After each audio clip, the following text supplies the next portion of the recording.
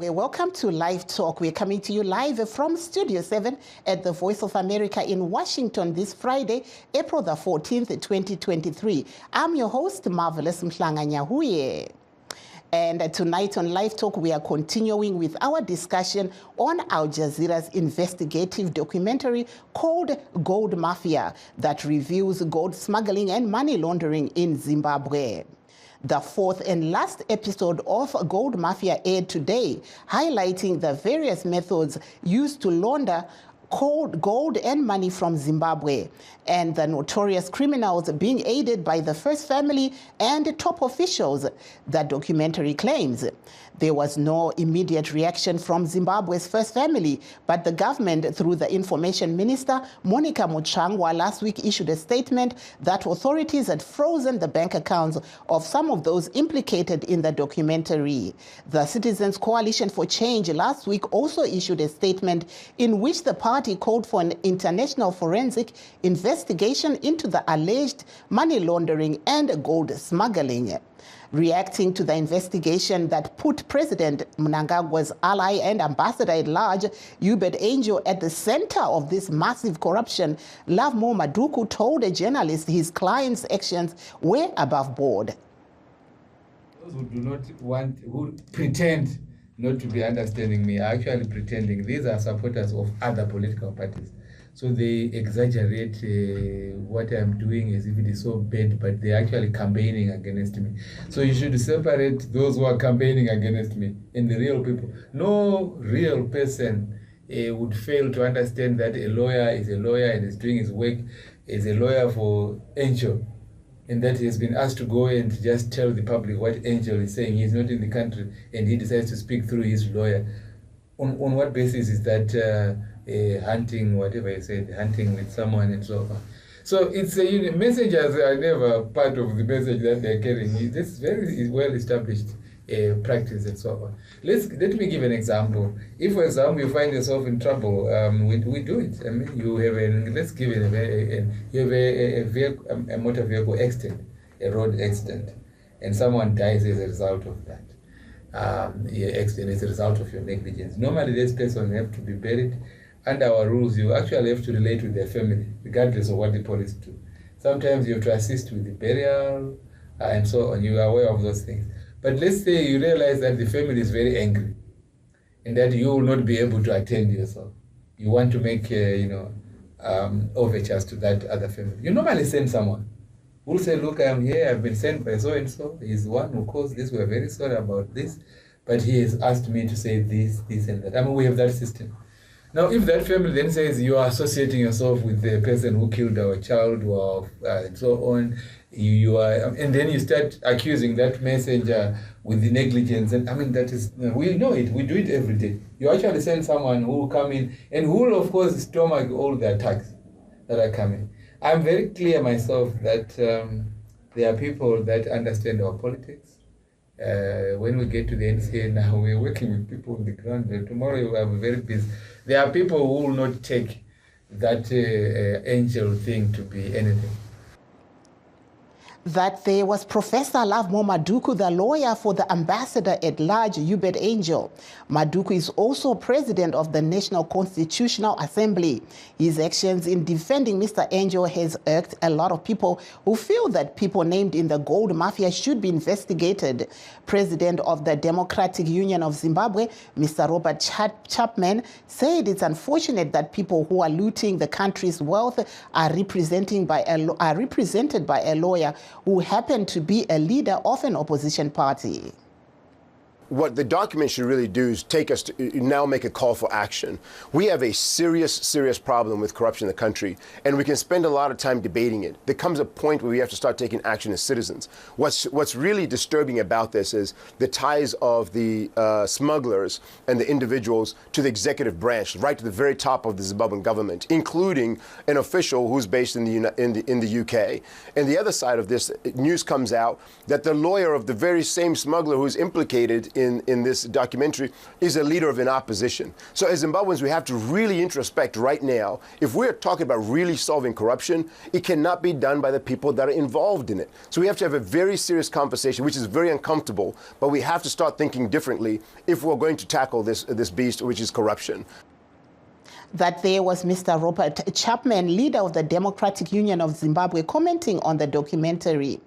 The director of SAPES Trust, Professor Ibu Mandaza, said it was important for all political parties and the private sector to condemn the looting of the country's resources by a few, while others are living in abject poverty with no medicines in hospital and bad roads.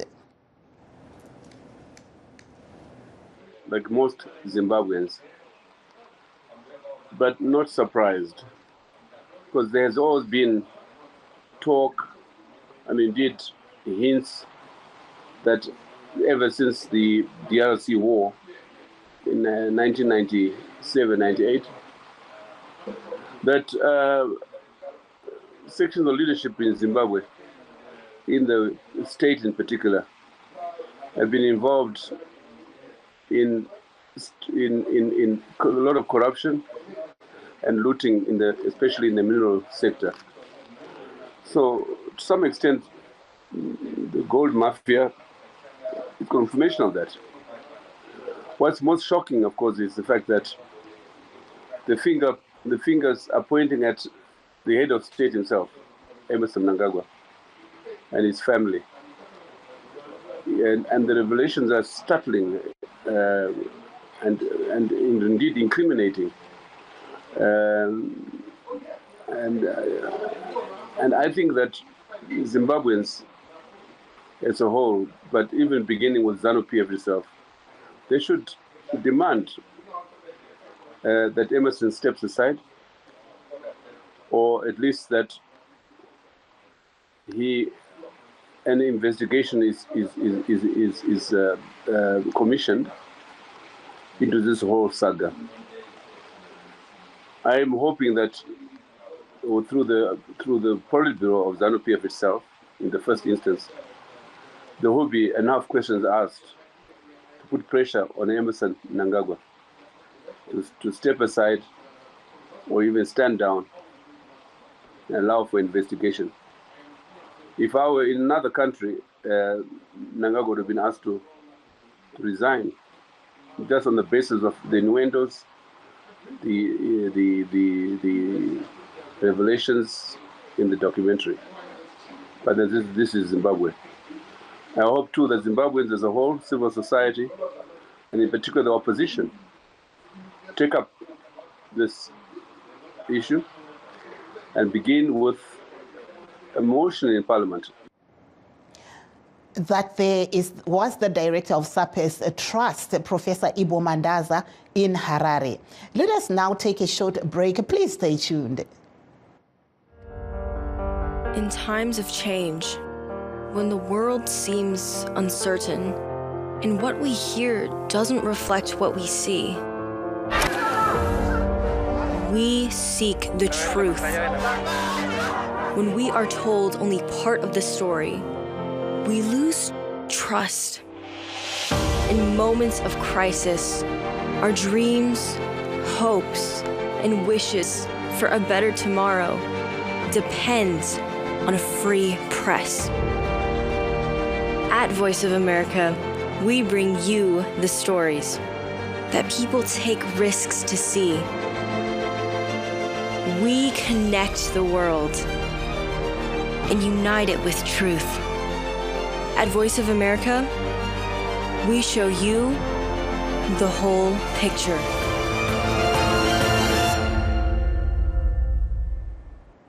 For those that have just joined us, please note that we are streaming live on all our Facebook pages, VOA Shona, VOA Studio 7, and VOA Ndebele. We're also live on YouTube at VOA Zimbabwe.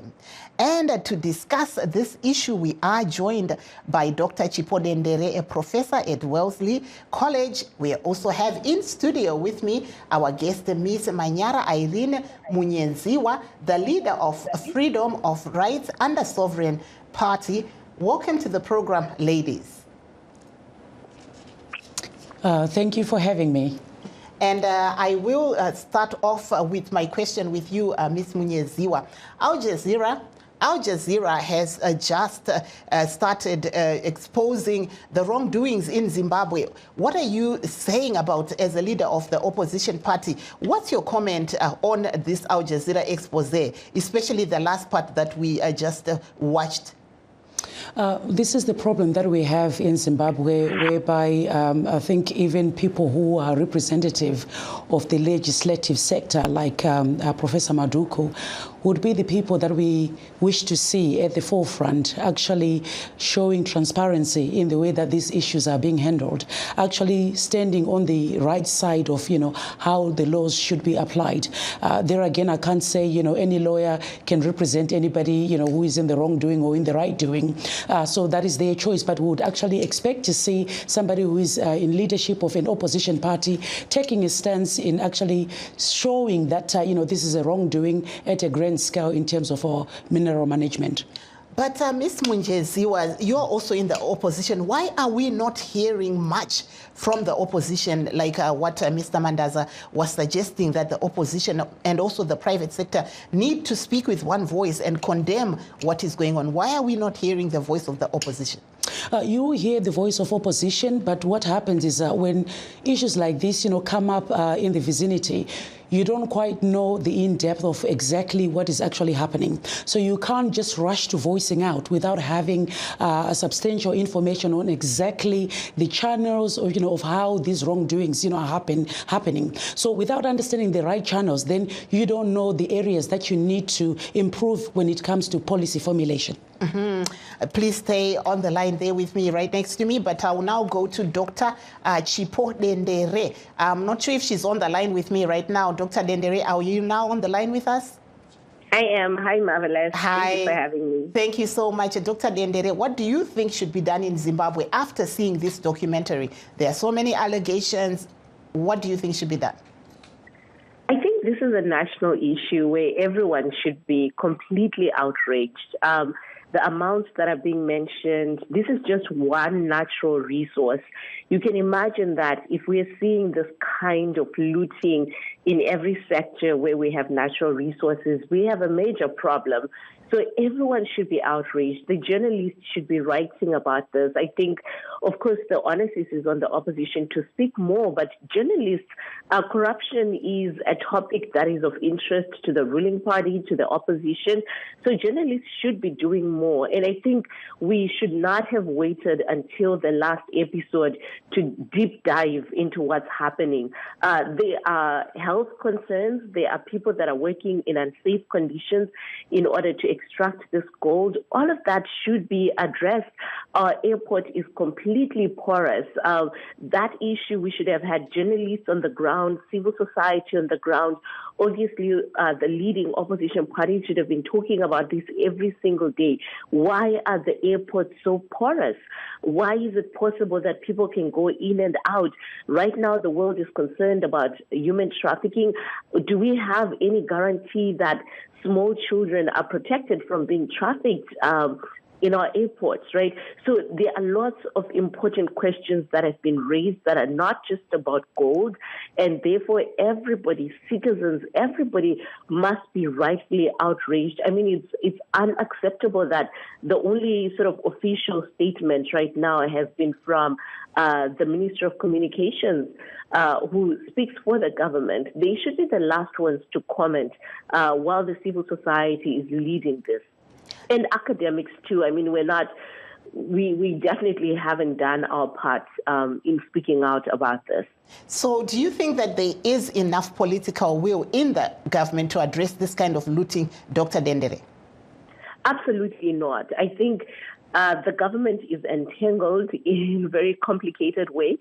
I was just watching the fourth episode an hour ago, and you have the ambassador at large allegedly claiming to be on the phone with the First Lady discussing how money could be illegally brought into the country. I mean, that's an international issue that's very concerning. So I think the president's office should make a statement that either distances themselves or makes it clear why this phone call happened, or if this phone call isn't real, then they have a lot of explaining to do. So I think obviously the government, but look, why would they expand effort, right, if the opposition is not putting their feet to fire, to use an expression? Why should they dig up something that will make them look bad? They have no interest in doing so, unless Zimbabweans make enough noise where the corruption, the looting of resources becomes an international issue that requires serious investigation. Thank you very much. And coming back to you, Ms. Munyeziwa, you know a lot of British politics where leaders can be removed from office anytime. Do you see this happening in Zimbabwe where, something scandalous like this happens and somebody is, perhaps impeached or resigns? Do you see this happening? I don't think Zimbabwe is quite there yet, because you're talking about a mature democracy there, whereby proper application of transparency of policies are put in place. We're not quite there yet in Zimbabwe. This has to start from the top, which is what we don't have in terms of, separation of duties. If you've got a captured judiciary that is actually, under the governance, of leadership, it becomes very difficult for the rule of law to be applied. So we are still working towards that. This is something that we need to look into, us as the young generation coming into politics, and see that we can actually usher these policies so that we can see transparency in terms of politics. And also, do you think the British government will actually react, with what's happening in Zimbabwe? Because we see that President Mnangagwa has actually been invited to go to King Charles's coronation next month, ahead, before this broke out. But what do you think is going to happen now? Obviously, Britain cannot perhaps, be involved, with other issues, of another country, internal issues. This is something that Zimbabwe has to see to by itself and make sure that us as political parties, as opposition parties, we come up with something that, can show this lack of democracy and lack of policy implementation, lack of the safeguards when it comes to asset management in Zimbabwe. So I don't think the British politics has got anything to do with Zimbabwean politics. Thank you so much. Let me go over to Dr. Dendere. What should Zimbabweans do to stop this looting? A lot of people say, yes, we've seen the documentary, but what do they do now? The first step is to demand questions through Parliament. So the opposition, and I think the members of Parliament that are there, citizens need to make sure that they ask their members of Parliament to raise this issue in Parliament. And one way of doing that is, who your MPs are, you voted for these people, ask them what they have done in Parliament to bring this issue to book. Something else that Zimbabweans could do is to talk about the issue on social media. I know that people say that only 2% of Zimbabweans are on social media, so this doesn't matter. But my own understanding is that almost everybody is on WhatsApp, so people need to be discussing these issues because the information is critical. A lot of people are not quite clear where the corruption is, and so I think having conversations and explaining that is important. Using social media to also demand answers from the government is one way to be able to access. I think if Zimbabweans can show up to official spaces where it is safe and legal to do so and ask questions, right, of the government, of the different officials, I think that's another thing to do. I know that the Zimbabweans in Washington, D.C. will be hosting a demo at the embassy. I think Zimbabweans in various diaspora are in a safe environment in which they can go to their different ambassadors and ask questions. How is this happening? How is it possible that we've got flights flying into the country carrying, millions of dollars, hundreds of thousands of dollars, and at the same time, those planes are leaving our countries with diamonds. And I think something else that Zimbabweans can do is to ask the different governments that have been involved.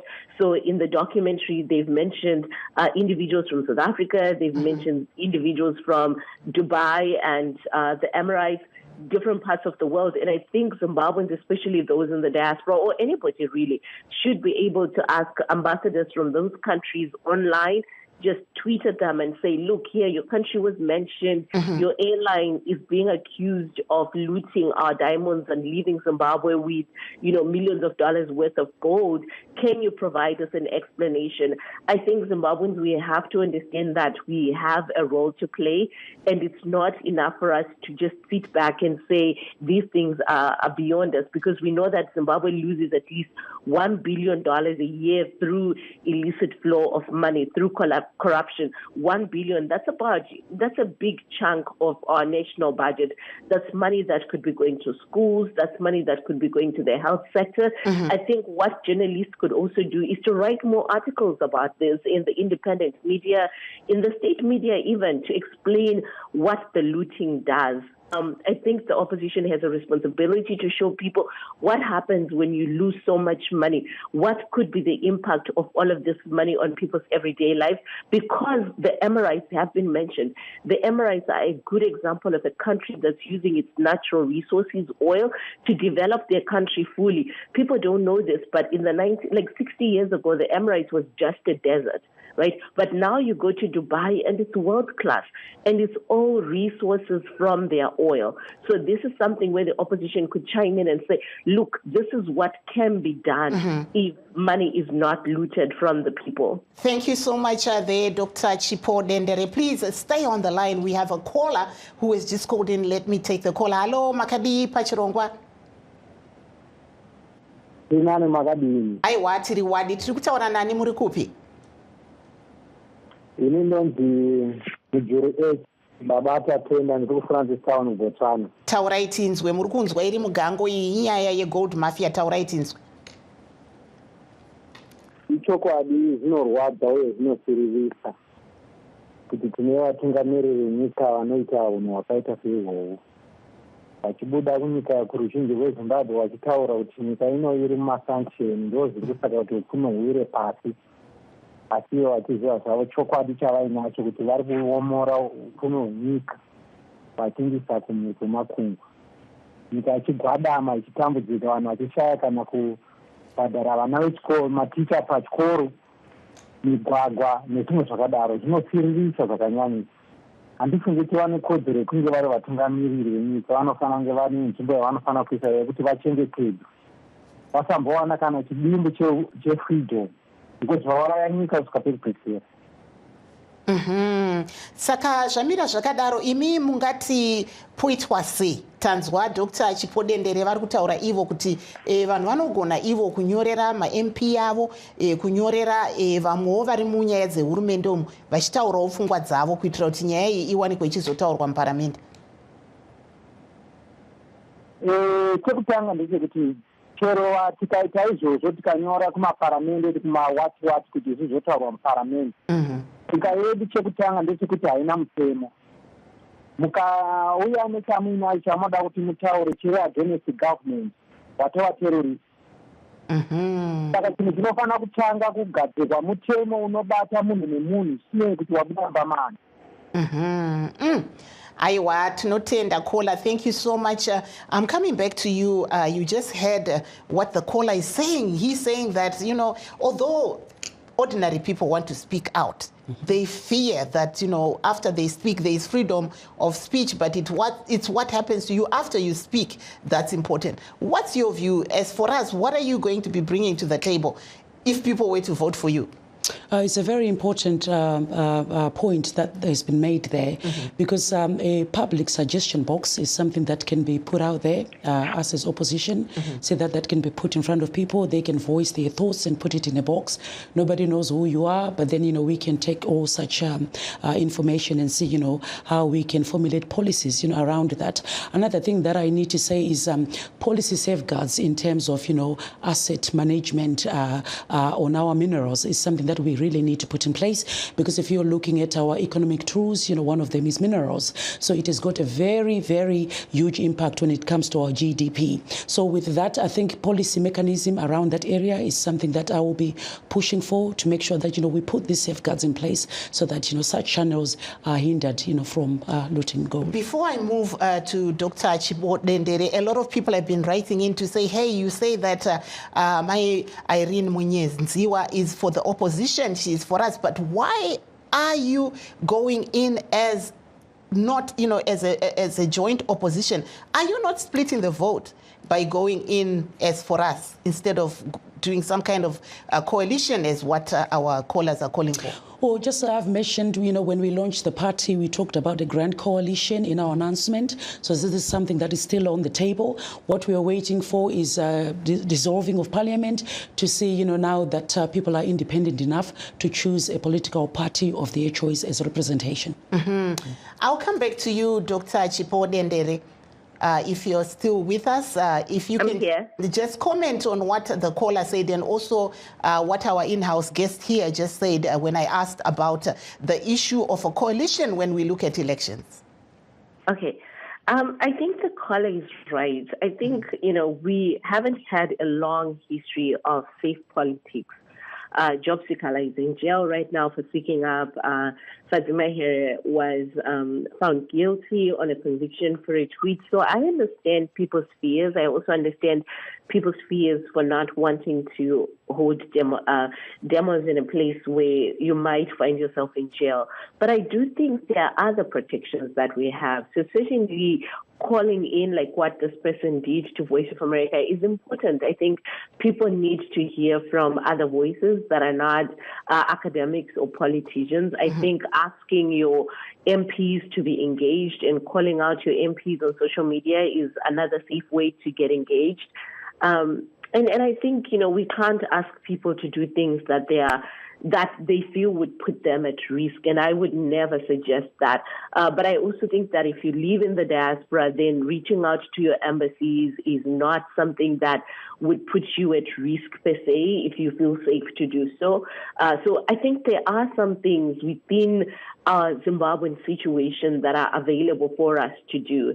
And we have to find that faith in whatever legal system exists, that there is something that we can do. So I appreciate the caller speaking, and I think more people should be calling in. Voice of America and radio has always been an integral part of preserving democracy. So what you've done here is quite important. And then to Ms. Manya Mvenziwa, it's so nice to meet you and to hear about your party. As a political scientist, we're often concerned about split votes.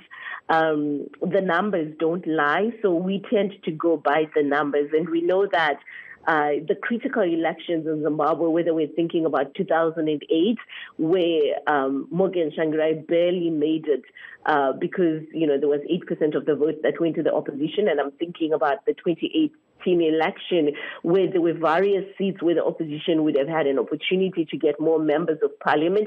And we know that in parliament, it's really, really important to have a strong minority voice. So even if ZANU-PF loses, it's still going to be really important to have their voices in parliament. Thank you there, Dr. Chipodendere. Let me just take in a caller, and then I'll come back to you. Hello, caller Makadi. Hello, Makadi. Tiri kutaura nani mova matipa contribution yenyu. Ngutaura namukoma Bright Chichove ndi baba Matwins. Taurai tinzwa mongoti ga 30 seconds tumbopa mai munyenzi wa last word. Taurai tinzwa. Ya ndikutaura ndiri Cape Town. Zvinotirwadza chaizvo kuti nyika yedu ine upfumi, ine uchine mukaka, but tiri kuondongwa zvokuti kana vana vedu vatiri kubereka isusu future yavo hatisi kuziva kuti ikuenda kupi chaiko. Apa vari kuondongwa vacho vanhu vakuru madhara havachisina kana upenyu hwavanoti vachazoenjoya kumberi. Vakutongouraya zvavo kuti hameno kuti pada kuti chidii isiso. Aiwa, thank you so much, Baba Matwinzi. Thank you. I'll have to ask you as my in-studio guest to just give us your last word before we close out. I would like to say that as for us party, we've got something that is quite special for Zimbabwe in terms of, restructuring and actually putting implementation of our policies so that we can see something that is actually tangible on the ground. Thank you so much. And Dr. Chipodendere, unfortunately, time is not on my side. So I'd like to thank our in-studio guest and also those that were streaming with us. I'm Marvelous Mhlanga-Nyahuye in Washington saying good night, Zimbabwe. Let's meet again next week on Monday.